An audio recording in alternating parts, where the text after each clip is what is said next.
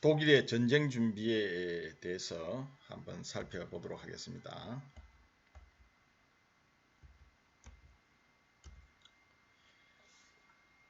자, 강의 내용은 한스 폰 젝트의 비밀 재군비 계획과 또 히틀러라는 인물의 등장과 제2차 세계대전에 어떤 관계가 있는지 이를 중심으로 해서 한번 논의해 보도록 하겠습니다. 자, 영토 변경, 또 배상금 지불, 군비 제한을 골자로 한 이 베르사유 조약이 독일의 입장에서 볼 때 강요되고 또 명령된 어떤 강화였으면 이미 우리가 이야기한 바와 같죠. 1차 세계대전 이후에 독일은 이 베르사유 조약을 하나의 독일을 노예화하는 조약으로 이렇게 인식을 했습니다. 그 중에서도 군비 제한 조항은 독일군에게 가장 치명적인 타격을 준 것인데요. 내용을 살펴보면 대략 슬라이드에서 보는 바와 같습니다. 자, 독일은 육군은 총 10만으로 제한을 했고요. 그 중에 장교는 4,000명을 초과할 수 없다 이렇게 규정을 했고요. 이 육군 10만의 병력은 보병 7개 사단, 기병 3개 사단 이하로 구성되어야만 했고요. 또 참모본부 혹은 뭐 이와 유사한 어떤 군의 조직은 허용되지가 않았죠. 그리고 병기, 탄약이나 기타 전쟁 물자의 제조를 엄격히 제한을 했습니다. 또 수입 수출도 물론 금지를 했고요. 또 군의 징병 제도를 폐지를 하고 지원병 제도를 채택을 하도록 했고 복무연한은 장교는 25년, 병사들은 12년으로 제한을 했고요. 연간 장교의 전역 비율은 전체 유효 병력의 5%를 넘지 못하도록 했습니다. 자, 이 파리 강화 조약 성립, 파리 강화 회의에서 베르사유 조약을 통해서 강화가 성립된 후 3개월 이내에 라인강 동방 50km 이내의 모든 군사시설을 철폐해야 했고 독일의 남방과 그리고 동방 국경지대의 요새 시설은 현상을 그대로 유지해야 했습니다.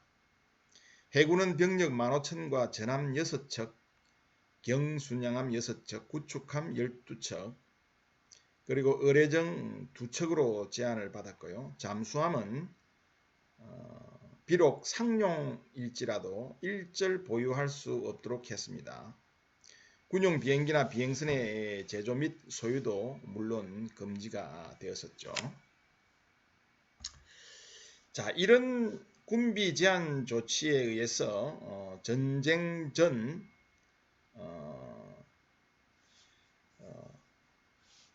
전 세계에서 가장 강력한 군사력을 보유했던 독일은 이제 예전 수준의 8분의 1 정도도 안 되는 이 국가 방위군을 유지할 수밖에 없게 되었죠. 자, 그러면 이처럼 제한된 군대를 가질 수밖에 없었던 독일이 과연 어떻게 해서 2차 세계대전과 같은 전쟁을 치를 수 있을 정도로 성장했을까요? 이 수수께끼를 풀어주는 인물이 바로 한스 폰 젝트입니다. 1차 대전에서 슐리펜의 역할을 빼놓을 수 없듯이 이 젝트는 2차 세계대전에서 가장 중요한 발판이 되었던 사람이죠. 슐리펜이 1차 대전 발발 10년 전에 은퇴해서 1년 전에 사망한 사실과 또 젝트가 2차 세계대전이 터지기 10년 전에 은퇴해서 3년 전에 죽은 사실 또한 역사의 아이러니라 아니할 수 없겠죠. 어쨌든 젝트는 1차 대전 결과 완전히 붕괴되어 버린 독일군을 재건하는 데 온갖 정력을 다 기울여서 마침내 1933년 이후 실시된 경이적인 군비 확장을 가능케 한 토대를 마련을 했을 뿐만 아니라 군대 역사상 대단히 귀중한 역사상적 기여를 했던 것입니다. 잭트는 원래 1차 대전이 발발했을 때 제3군단의 참모장이었는데요. 수아송 돌파전에서 용맹을 떨친 후에 막켄젠 장군의 신편 제11군의 참모장으로 발탁이 되어서 동부 전선으로 갔습니다. 거기에서 그는 1915년 5월에 실시된 고를리체의 타르노프 돌파전을 계획해서 대성공을 거두었죠. 큰 승리를 이루어냈습니다. 그 후에 계속 막켄젠 장군을 보좌해서 항상 빛나는 업적을 했기 때문에 막켄젠 있는 곳에 잭트가 있고 잭트가 있는 곳에 승리가 있다라는 명성을 얻었던 것입니다.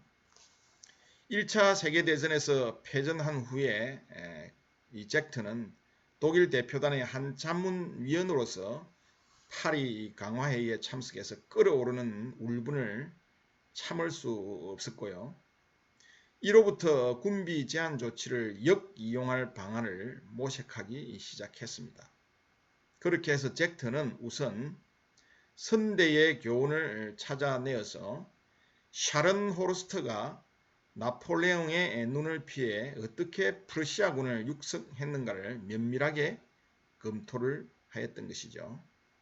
그러던 중에 잭트는 마침내 1920년에 독일 국방군의 참모 총장이 되어서 비밀스러운 재군비 작업을 실천에 옮길 수 있게 되었습니다.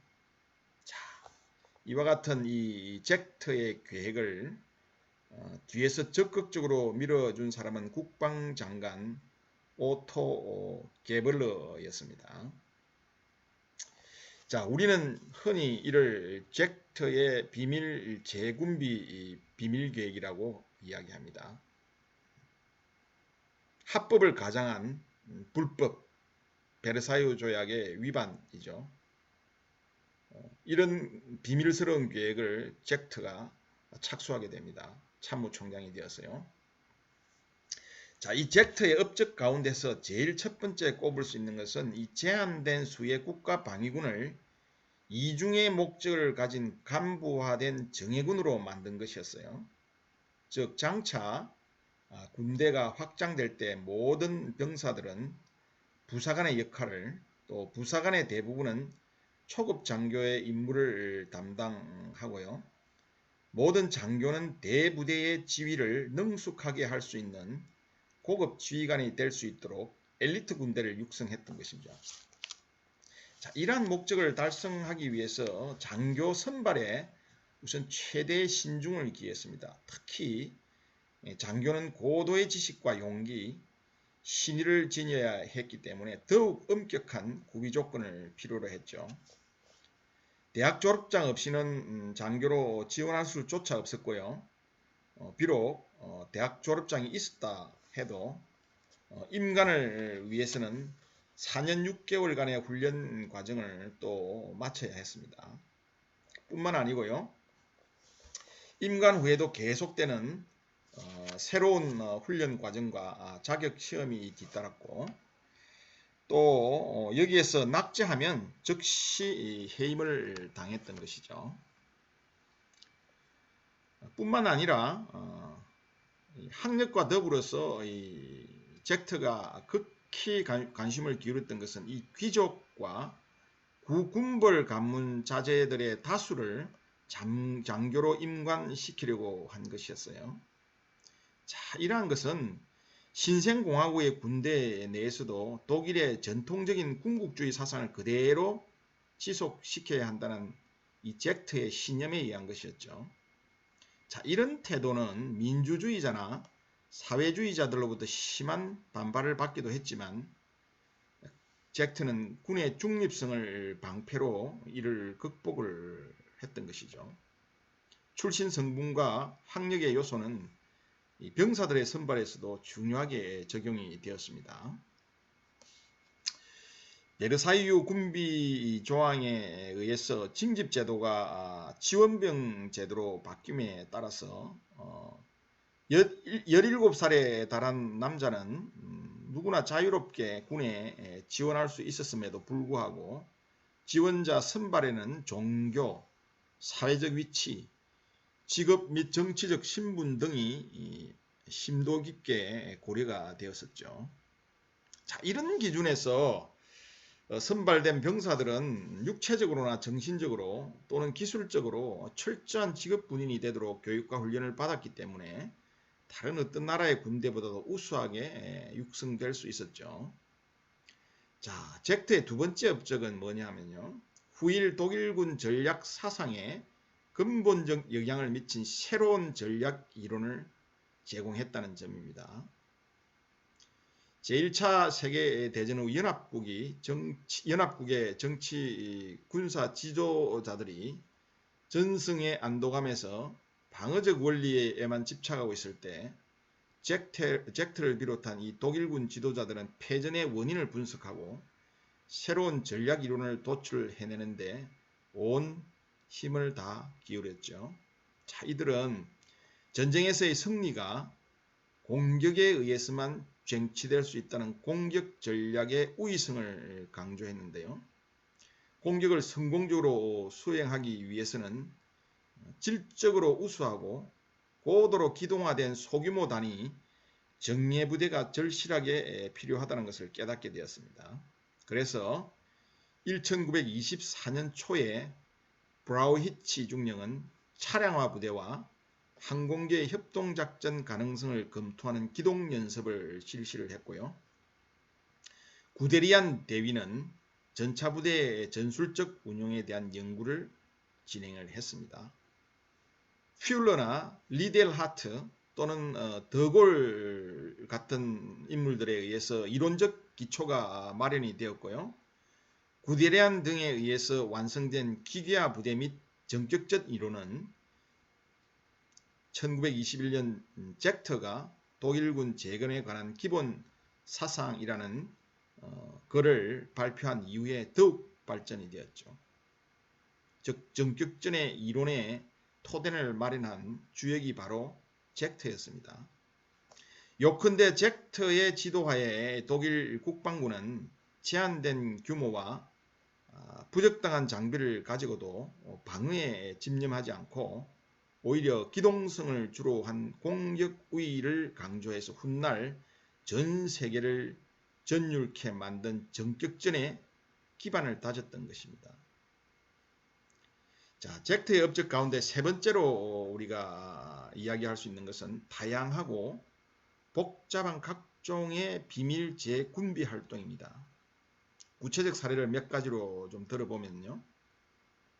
먼저 가장 중요시 되었던 것은 샤른 호르스트 이래 군의 중추신경 역할을 맡아왔고 베르사유 조약에 의해서 그 설치를 금지당한 총 참모부의 전통과 기능을 여하이 존속시키느냐 하는 문제였습니다. 젝트는 총 참모부의 제반 기능을 정부 각 부처에 이관을 시킴으로써 그 안에서 은밀히 임무를 계속할 수 있게 했습니다. 다시 말해서 몇 가지의 업무는 국방성 내의 군무계에서, 문서 보관이나 전사 연구는 국가 문서실에서, 또 지역 연구는 내무성에서, 군 철도 관리는 교통성에서 담당을 했고요. 정보 업무의 일부는 외무성에 이관을 시켰는데 그곳에서 이 국방군의 참모 장교들인 민간인의 자격으로 그들의 업무를 수행을 했습니다.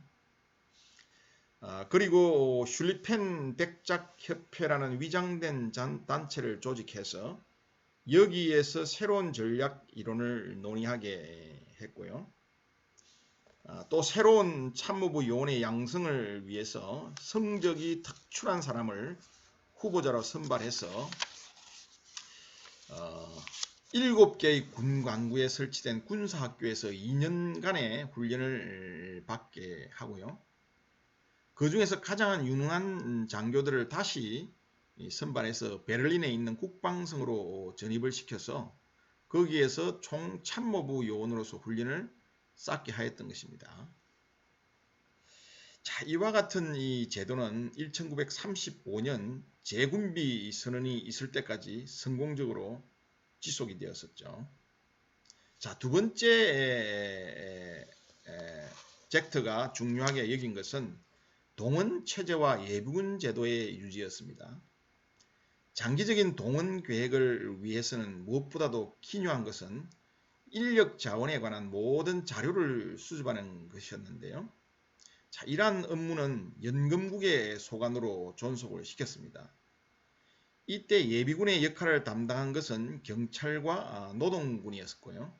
일명 흑색방위군으로 알려진 이 노동군은 원래 1923년 프랑스의 루르 점령 시에 동부 국경 수비를 위한 보조군으로 육성이 된 것이었는데 공식적으로 이들은 단기 계약에 의해서 고용된 민간인 노동자였지만 군복을 입고 군으로부터 급여와 훈련과 명령을 받았어요.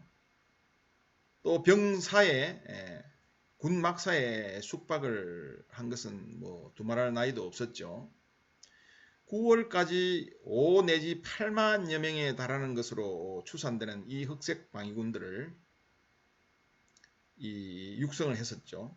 자, 이들 이 노동군, 흑색 방위군, 즉 노동군은 대부분 주로 이 보크 중령이 참모장으로 있었던 제3광구 지역에서 활동을 하고 있었습니다. 젝트가 보유한 또 하나의 예비군은 보안대라고 부르는 경찰입니다. 자, 이 경찰들은 보안대는 국방군의 전투력을 보강할 수 있도록 조직되고 훈련이 되었습니다. 연합국은 애당초 독일 경찰의 전투력을 인식하고 그 수를 제한을 했지만 자, 이들은 보안경찰, 지방경찰 등의 명칭으로 계속 존재하고 있었고요. 장교 출신자에 의해서 훈련받고 모든 군사훈련에도 참가했던 것입니다.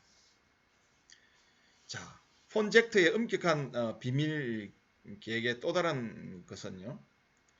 이 고도의 기술 훈련과 전기 전술 연마를 게을리지 하지 않았다는 것입니다.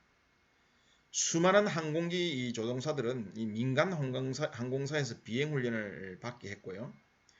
베를린 공과대학에 파견된 다수의 장교들은 과학기술의 적용 가능성을 연구를 하고 많은 참모장교들과 군사 전문가들이 일본, 중국, 남미제국, 발틱제국, 소련 등지에서 현대장비를 다룰 수 있는 위탁훈련을 받았는데요. 특히 소련과의 관계는 매우 깊었습니다.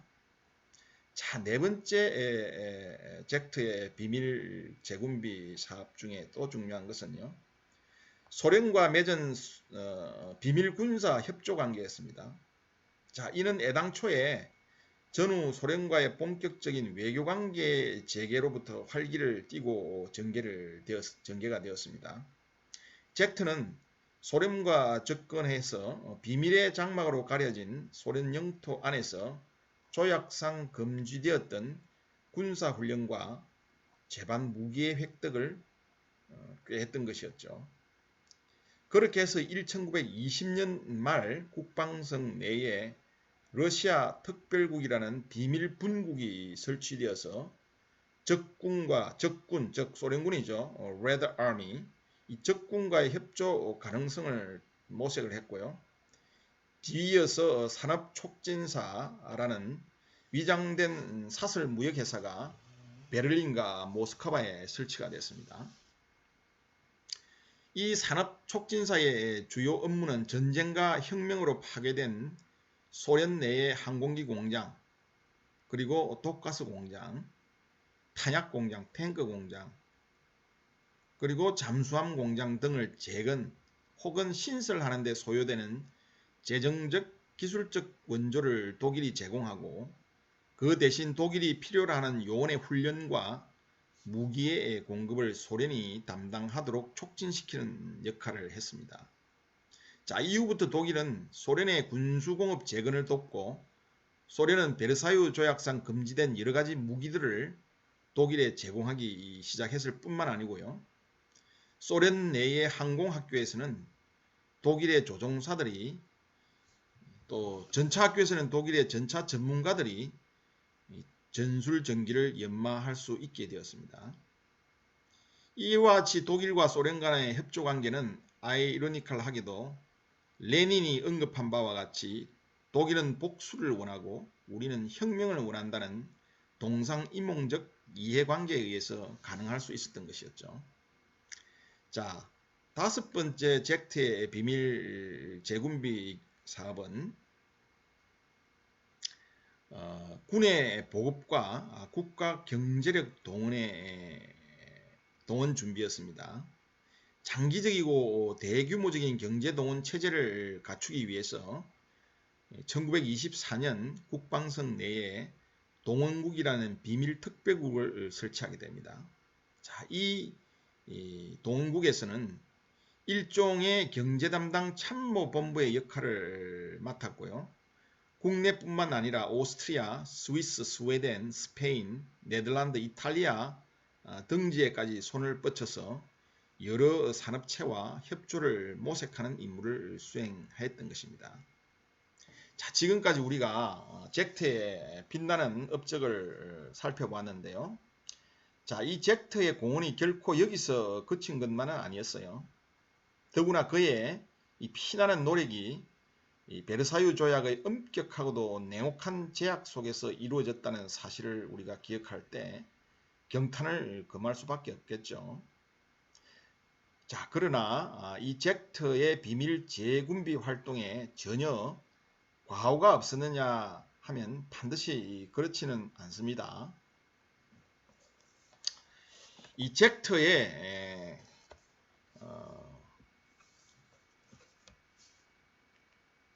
이 재군비 과정 자체는 또는 그 여파는 여파가 가져온 과오도 역시 적지 않았어요. 그 중에 가장 중대한 몇 가지를 우리가 꼽아보자면, 첫째, 군의 재건 과정에서 사회적 가치를 올바르게 수행할 수 있는 군대를 만들지 못했다는 점이죠. 이 젝트가 충원 과정에서 이 귀족 세력이나 구군불 가문의 자제들을 우대한 것은 군대의 민주화 경향이 이미 뚜렷해지고 있었던 20년대의 상황으로 볼 때 시대 역행적인 조치였죠. 결과적으로 독일 군대는 당시에 사유하는 동떨어진 제국시대와 같은 군국주의적 성격을 면치 못하게 되어서 국가 안에 또 하나의 국가를 형성하게 되었던 것입니다. 훗날 독일 군부가 나치즘의 칼날로 전락한 중요한 이유 중에 하나는 바로 이것이었습니다.